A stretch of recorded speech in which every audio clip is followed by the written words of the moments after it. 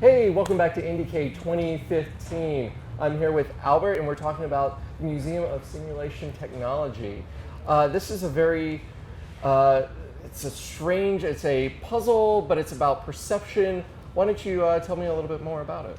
Right, so the game is inspired by forced perspective, right? So for those who aren't familiar, it's that illusion where you're looking at things from one angle and you can't really tell how far or how close it is, right? So for example, we actually use that a lot. For example, when we're taking a picture of, let's say, the Leaning Tower of Pisa, and then you ask your friend, hey, can you pose in front of it? Can you hold it up like a tourist, right? Mm-hmm. And that's what we call forced perspective.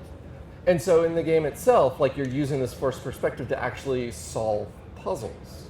Right, exactly. So the idea is, let's say I have this tiny ramp in my hands, right, mm-hmm. on a table, but I need to make this as large as possible, right? So just by using my perspective, I can take that, look over there in a different direction, and almost by magic, it will suddenly become as large as it seems. So, like, you're like, if you have like a tiny ramp, okay, so you have the tiny ramp and you sort of like put it up, like you would hold it up here. Exactly. Because of the perspective, because of this 2D world, now that ramp is as big as everything else because of how it works.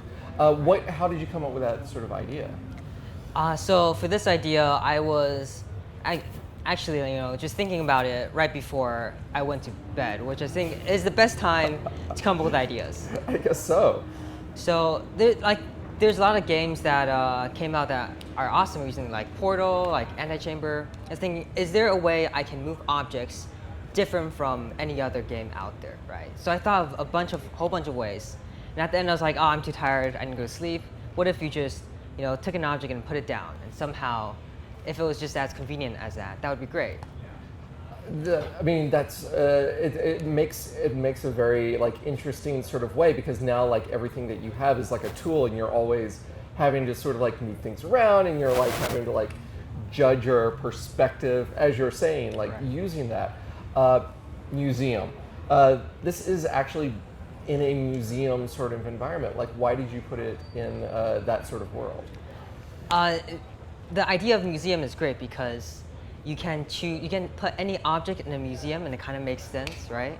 And the great thing about this is that you can take anything and put it in the game, and it becomes kind of funny almost. When you take something so small and you make it large out of context, right? One example we used earlier is you have like the Mona Lisa, right? Mm-hmm. Well, one of the most amazing paintings we have, and then we can take it up and just like make a giant ramp out of it and just walk across it. So, this is really incredible, and it seems like you can use an object for a lot of different means and tools. Obviously, other people have started playing this. Have you seen other players find new ways around puzzles that you didn't think about?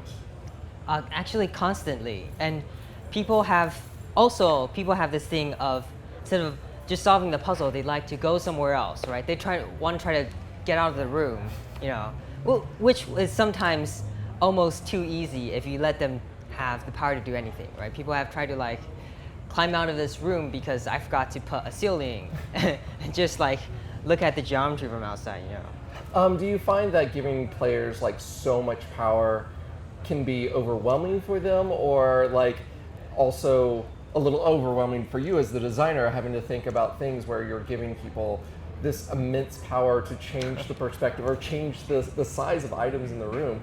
Like you said, in case you now have to think about ceilings because now they can climb out. Right, exactly. And so one thing I realized is that players have fun just like playing around with things, right? So you don't necessarily have to make them constrained to like, oh, you can only make this as large as, a house, that's it, And then them players don't like that as much. They like it more when you just give them like 1,000 objects and you let them just play around and make their own combinations and own ideas. So in designing this game, have you thought of like new ways that the perspective system can work? Or like new puzzles that you want to incorporate within the game itself? Definitely, and And one of the big challenges is finding new ways that will amaze the player once they play it. So we've been looking at things like, let's say there's like this 2D painting on the wall, but if you look at it from like the right perspective, then you can just grab it down, or you can just go into it. That's really cool. So now you have different ways for like different environments you can actually interact with. What is your sort of like the future of the museum? What do you see this going from here? So this game actually still has, I'd say, like 2 or 3 years left in development.